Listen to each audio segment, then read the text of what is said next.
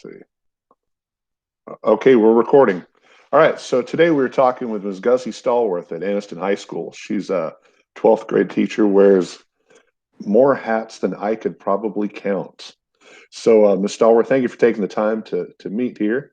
And I would like to tell a little bit about kind of your background, educational background. Um, First, thank you for having to have me to assist you with this. I was very surprised. Oh, Somebody wanted to know what I know. Um, my name is Gussie Stallworth. I teach at Anniston High School. I've been here since 2008. I started teaching ninth grade world history, and for the last 3 years, I've been teaching government and economics, 12th grade. My background history, I received my bachelor's degree at Alabama State University and my master's degree in educational leadership at Jacksonville State University. I am currently a um, school counseling, obtaining my school counseling master's at Jacksonville State University. okay, cool. Now, I'm going to kind of put you on the spot because you don't just teach. What are some of the other, what are, tell us a little bit about some of the other hats that you wear because there's a bunch of them. Um, some of the other things that I do here at Anderson High School, one is the cheer coach, which takes a lot of my time. Right now, I'm really leaning toward um, not renewing that part of um, extracurricular activities for myself. I also am the graduation advisor, the Student Government Association advisor, as well as the ACT National Testing Coordinator for the Anniston High School testing site. All right. So you got a lot to keep you busy then. And that's not including the summer school admin that I do. So, Right. So yeah, you've always got something going, yeah, always. basically. One of the things that I think it's interesting is you went going from teaching world history to civics and economics, which I know teach since I do the first part of the world history. One of the challenges I always have is bringing in current events and making it relevant. hmm Has that been a huge thing you've noticed a difference as far as going from ninth grade to 12th grade and being able to bring in current events more and kind of more Well, real world stuff? well, the first thing that I found that was very impressive to me is basically going from having so many discipline issues with students where you could not do or bring in current events versus students now just come in and they're more oriented to what the process is. Um, Now the students that I have, which are seniors, they're more settled and you can get across more information. One thing that I use that I think is very valuable to um, the current event spectrum is called CNN 10. Oh CNN yeah. 10 is a series that happens that Carla Zeus does every day, and it is current events, but it's compacted into 10 minutes a day. With government, especially, and as well as economics for 12th graders, it gives us current events that we can talk about after the clip. So if it was talking about CNN 10 was about impeachment, then we can talk about that and we can pinpoint that where in our government textbook, um, we can pin it down to the Constitution and go through those steps and of the Constitution, whereas what the process of impeaching a president. So everything that is given in CNN 10, we can relate it back to our subject area, which is very helpful. hmm Yeah, that is. I love Carl Azus. I think he's great. Yes, yes. He's he always makes me smile. Of course, dealing with eighth grade students, most of the puns that he does, it goes right over their heads, and they don't appreciate that yet. But I think by the Right. time they get to 12th grade, they've got that. Um, so, what would you say has been the big? I know you guys you're going into your third year, right, of being 1-to-1. Yes. So, what has been the biggest change you've noticed from swapping over to going to the 1-to-1?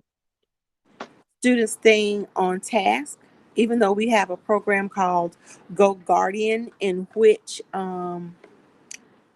you can monitor what the student is doing. So if you're giving them a task and they are off task, then you can just click on that student's name and it show you what they're looking at on their screen.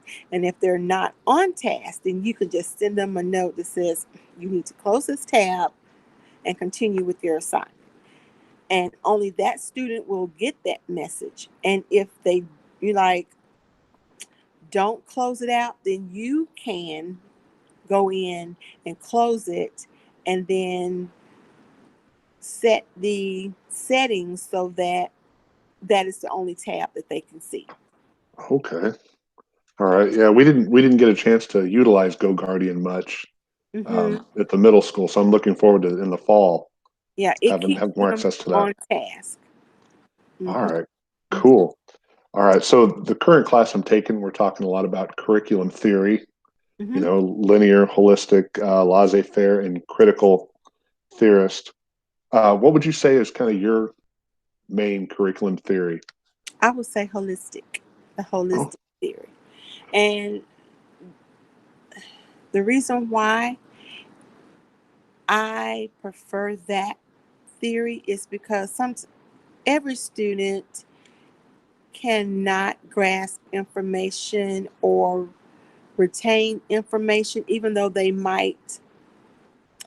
read it, went over it, reviewed it. Something has to click in order to bring that back to the forefront.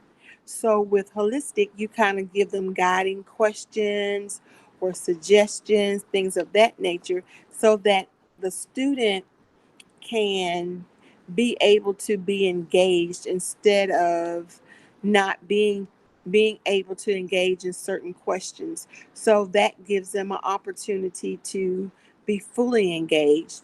Also with the holistic theory, um, you're able to really nurture the whole student. I think it gives the teacher the opportunity to just, is not as formal as some of the other theories. So therefore, it gives you a little leeway.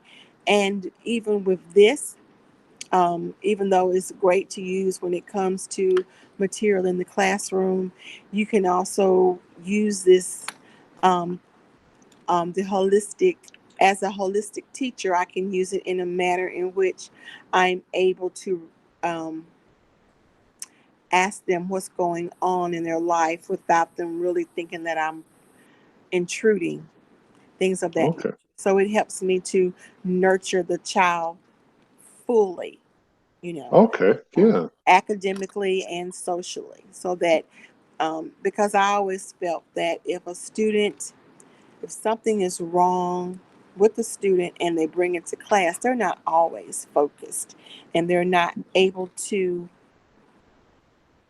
fully be successful in the classroom if they have things that are on their minds. So you can use this theory, I think, in other ways to ensure that students um, are able to focus in class, and yet you find um, the true nature of the problem that might be making them unable to focus in class. okay, all right, cool. Mhm. That sounds good.